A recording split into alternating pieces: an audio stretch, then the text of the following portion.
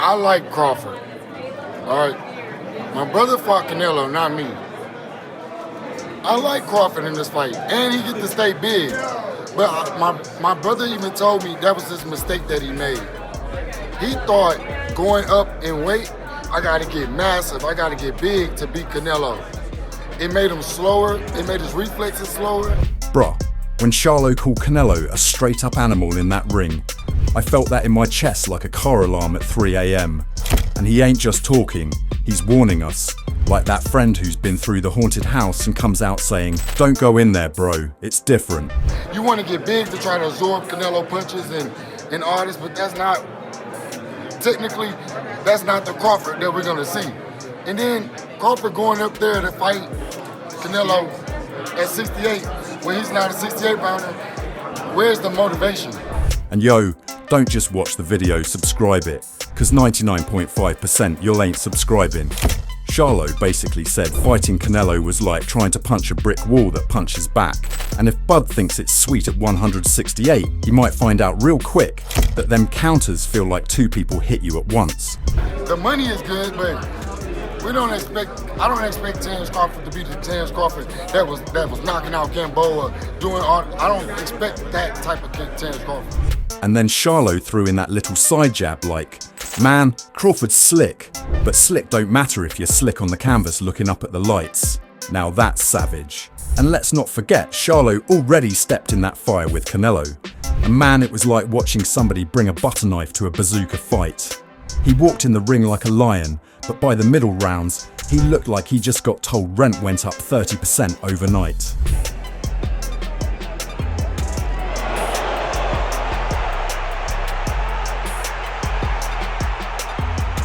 The way Canelo was cracking him, it sounded like somebody slamming a car door in surround sound. Charlo had that look like when you borrow your cousin's Wi-Fi password and it only works for 3 minutes. Pure disappointment. By round 7, Canelo had him in customer service hold mode, stuck with no options, just waiting for the bell to save him. To be honest with you, I don't think Terence Crawford should be jumping up that far and wait to fight him, but opportunity presents itself. Yeah. Exactly. I didn't understand why, but I mean, I wasn't a fan of it. That's why his words about Bud hit different. He ain't talking out the side of his mouth. He's talking with fresh trauma. And after hearing Charlo basically say Canelo hits like a brick wall with Wi-Fi strength, here comes Madrimov sliding in with that calm assassin energy. Man didn't waste time, straight math, straight predictions, no sugarcoating.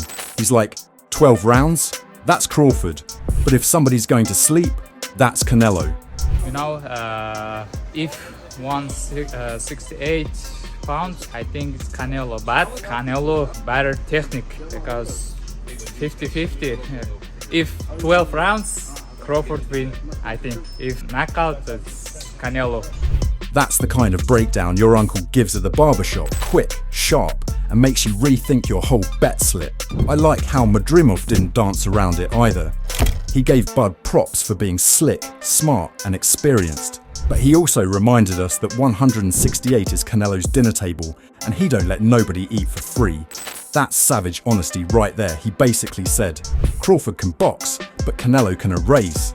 Israel Madrimov has recently stated that Terence Crawford bulking up for Canelo Alvarez is a big mistake and suggested that Crawford has a better chance of winning if the Omaha native focuses on just being, well, Terence Crawford. And let's be real, when a fighter talks that clean, you gotta listen, because Madrimov fights like a dude who'd spar a refrigerator just to stay sharp. Man probably makes his predictions while doing roadwork in flip-flops. And when that fight finally went down, man, it was a street exam, no multiple choice, all essay questions. Madrimov came out the gate stuck on forward, pressuring, banging the body, making Crawford uncomfortable early.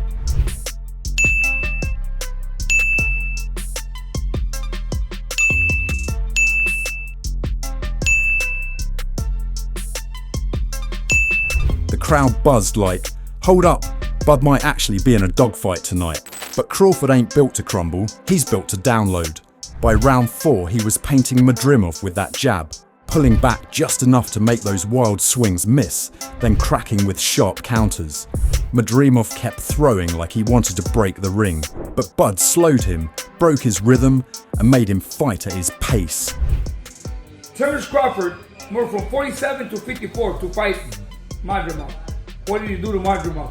Nothing. Okay, Madrimov was a 54-pounder. Now, to move up to 168, that's 2 more divisions. Down the stretch, it wasn't even close. Crawford flipped the script, showed the difference between a hungry lion and the king of the jungle, and walked out with the belts, the respect, and the message stamped loud. 154 ain't no rental, he's staying. And yo, just when we thought the Madrimov smoke was wild, Coach Bozie came sliding in like an uncle at the cookout dropping wild takes. Except this one wasn't drunk talk, this was game. Oh yeah, it's movement.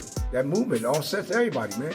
And with Canelo, he gets frustrated. You see he walking to you and all that. If he can't touch you, you know what I mean? That's it. Man straight up said Crawford might stop Canelo. Stop him. That's like saying your grandma's flip phone got 5G. Don't sound real, but imagine if it is. Bozie was crystal clear though.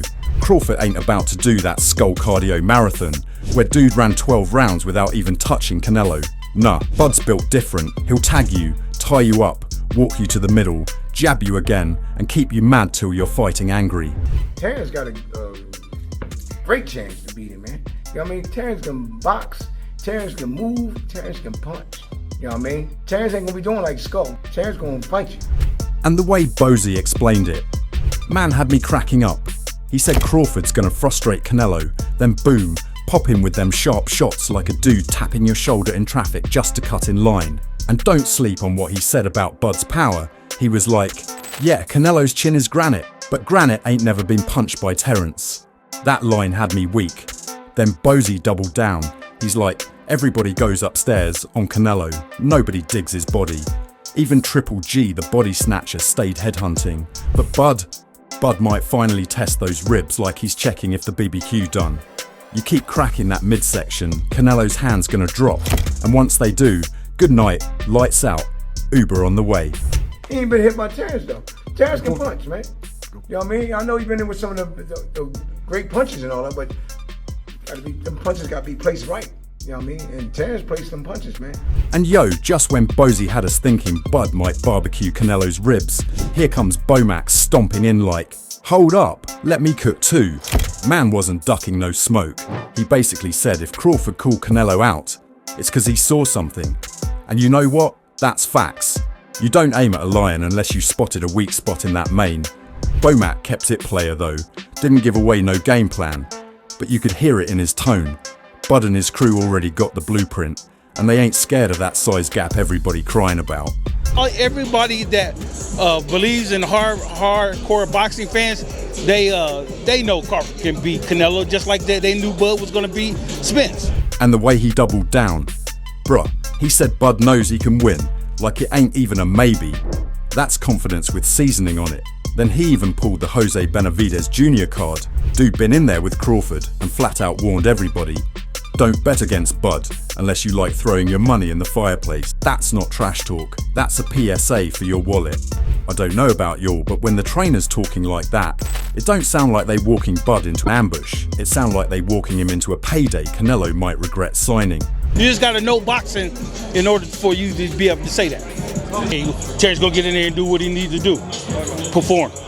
At the end of the day, this fight ain't just another main event. It's history in the making. Legacies on the line, pride on the line, and bags on the line, no matter how it plays out. We're breaking it down right here with the real talk. So, don't just ghost watch. Drop your thoughts in the comments, hit that like, share, and subscribe, because 99.5% of you still watching without it, and your showing love is what keeps this boxing talk alive.